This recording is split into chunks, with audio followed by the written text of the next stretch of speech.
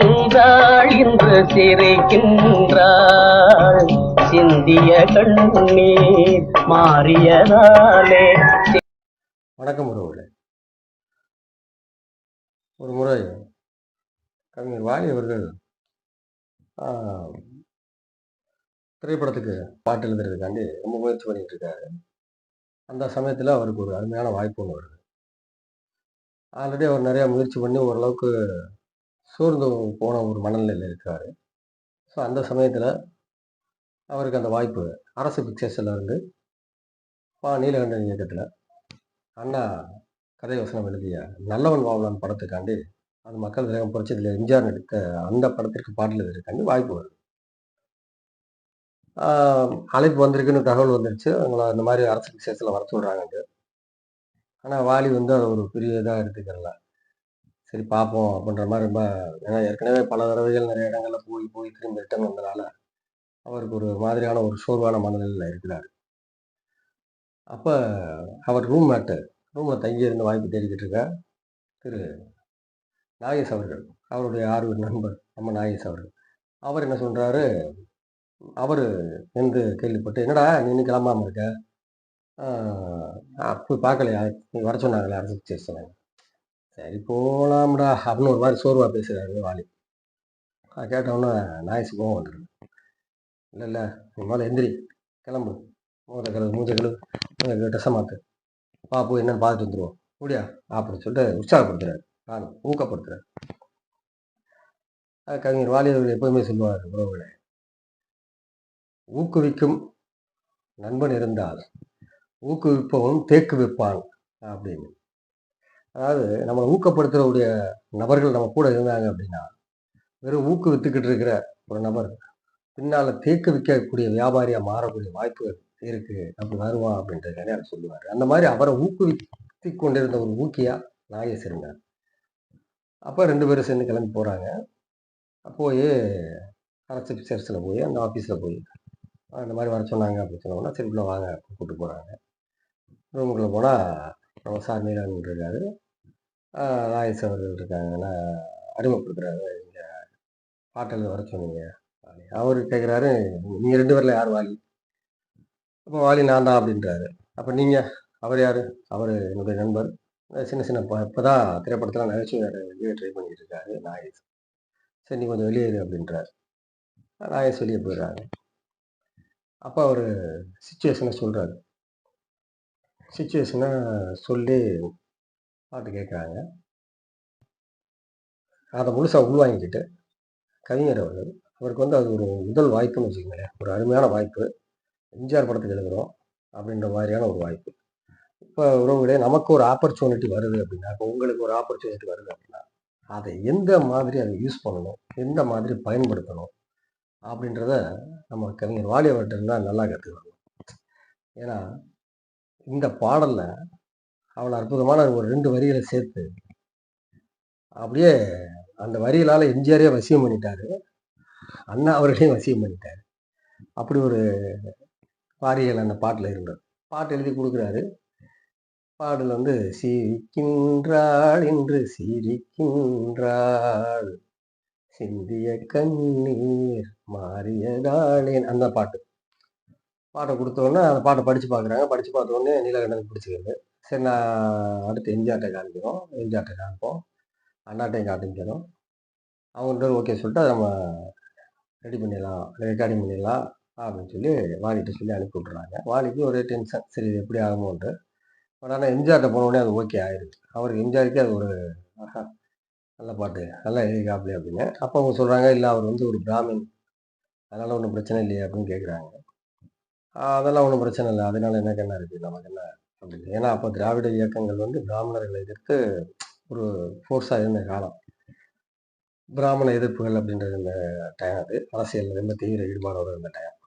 அந்த நேரத்தில் அதெல்லாம் எனக்கு ஒன்றும் பிரச்சனை இல்லை அப்படின்ட்டார் எம்ஜிஆர். திறமை இருந்தால் போகுது, இதனால என்ன இருக்குது அப்படின்னு. அதோட அந்த பாட்டு அண்ணா அவர்கள்ட்டையும் போகுது. அண்ணா அவர்கள்ட்டையும் அவர் கிளிக் ஆகிடுது, அவரும் சரின்றாரு. ஒரு 2 3 நாள் கழித்து எம்ஜிஆர் வாலிக்கு தகவல் வந்துடுது. வாலி போய் கேட்குறாரு, இந்த மாதிரி எல்லாருக்கும் பிடிச்சிருக்குன்னு சொல்லிட்டாங்க அப்படிங்கிறோன்னா வாலிக்கு ரொம்ப சந்தோஷம். முதல் பாட்டே ரொம்ப அருமையான பாட்டு, நல்ல பாட்டு, நல்ல கம்பெனி.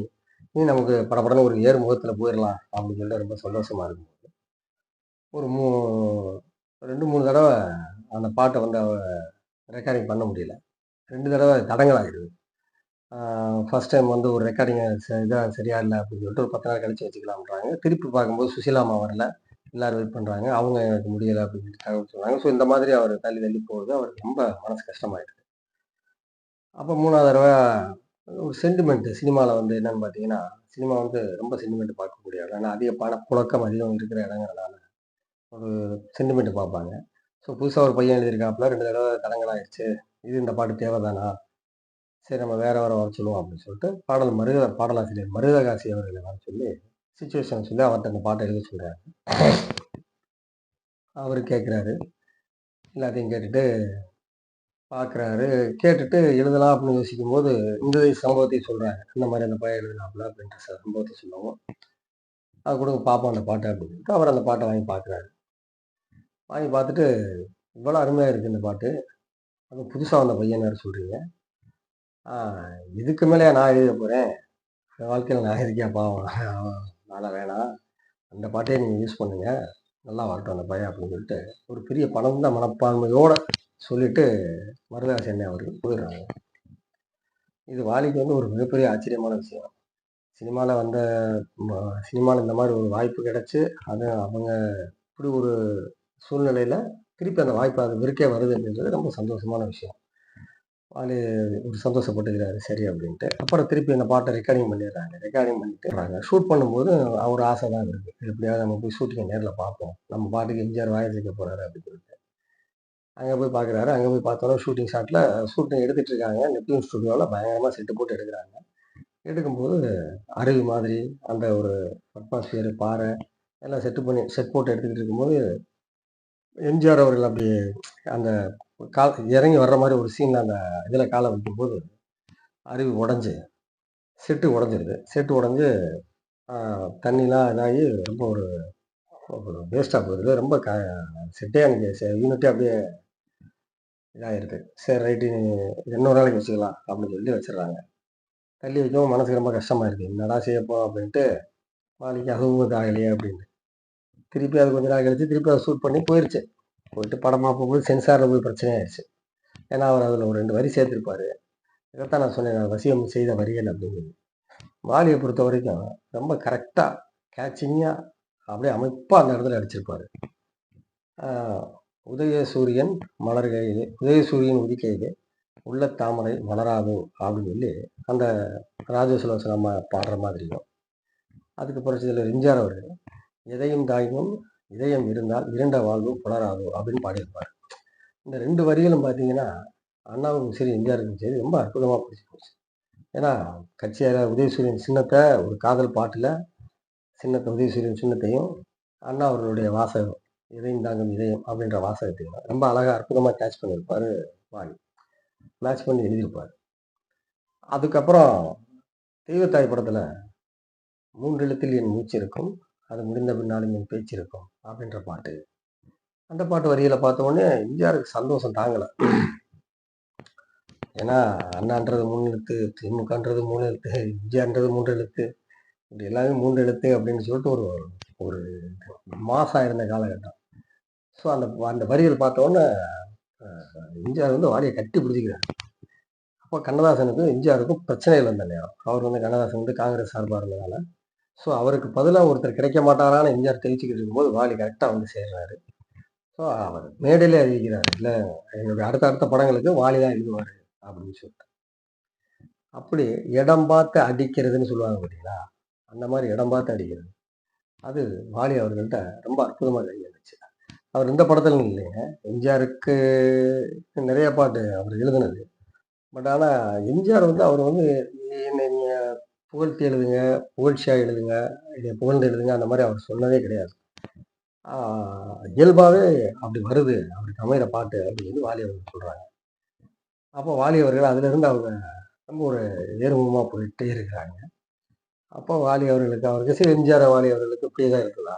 அ ஒரு கசப்பு கூட இல்லையா? அப்படின்னா, ஒரே ஒரு சில இடங்கள்ல அவங்களுக்கும் கசப்பு வந்திருக்குது.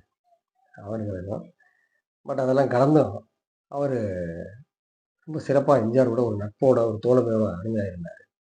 வாலி அவருடைய சிறப்பு என்னன்னு கேட்டிங்கன்னா, நம்ம அதுக்கப்புறமா இப்போ நம்ம ரீசெண்டாக பார்த்த தளபதி படத்தில் கூட ஒரு ஃபேமஸான சாங் எழுதியிருப்பார். ரொம்ப ஹிட்டான பாடல். சின்ன தாயவள் தந்தராசாவே முள்ளில் தோன்றிய சின்ன ரோசாவே. அந்த பாட்டு இந்த பாட்டு வந்து சிச்சுவேஷனுக்கு வந்து ஒரு அருமையான சாங் தான், கரெக்டான சாங். ஆனால் அதில் வர்ற வரியை பார்த்தீங்கன்னா, சின்னத்தாய் அப்படின்றது இளையராஜாவோட அம்மா பேர். சின்ன தாயவள் தந்த ராசாவே அப்படின்றது இளையராஜாவை குறிக்குது. ஸோ இப்படி அவர் வந்து அதே மாதிரி தசாவதாரம் படத்துலையுமே அந்த கல்லை மட்டும் கண்டான்ற பாட்டில் ராஜலட்சுமி நாதன் சீனிவாசன் தான், சீனிவாசன் சே இந்த விஷ்ணுதாசன் தான் வரும். எல்லாருக்கும் தெரியும் கமலாசோட அப்பா அம்மா பேர் ராஜலட்சுமி, சீனிவாசன் ராஜலட்சுமி அவங்க அப்பா அம்மா பேருக்கு. இதில் கூட இவர் பெரிய வெங்கராஜன் தான் சொல்லி விட்டுருப்பாரு. இந்த மாதிரி பாட்டில் உள்ளால சில வசியம் செய்யக்கூடிய வார்த்தைகள், அதாவது அவங்கள வசியம் பண்ணக்கூடிய வார்த்தைகளால் வசியம் பண்ணுறது மட்டும் இல்லாமல் கேட்குற நம்மளையுமே வசியம் பண்ண வச்சிருந்தவர் வாலி. ஸோ அப்பேற்பட்ட வாலி அவர்களுடைய நினைவுகளை பகிர்ந்துக்கிறதுல ரொம்ப சந்தோஷம். அடுத்த பதிவில் சந்திக்கலாம். நன்றி, வணக்கம். இந்த இது பிடிச்சிருந்துச்சுன்னா, இந்த பதிவு பிடிச்சிருந்துச்சுன்னா கமெண்ட் பண்ணுங்கள், ஷேர் பண்ணுங்கள், லைக் பண்ணுங்கள், சப்ஸ்கிரைப் பண்ணுங்கள். வணக்கம் உறவுகளே.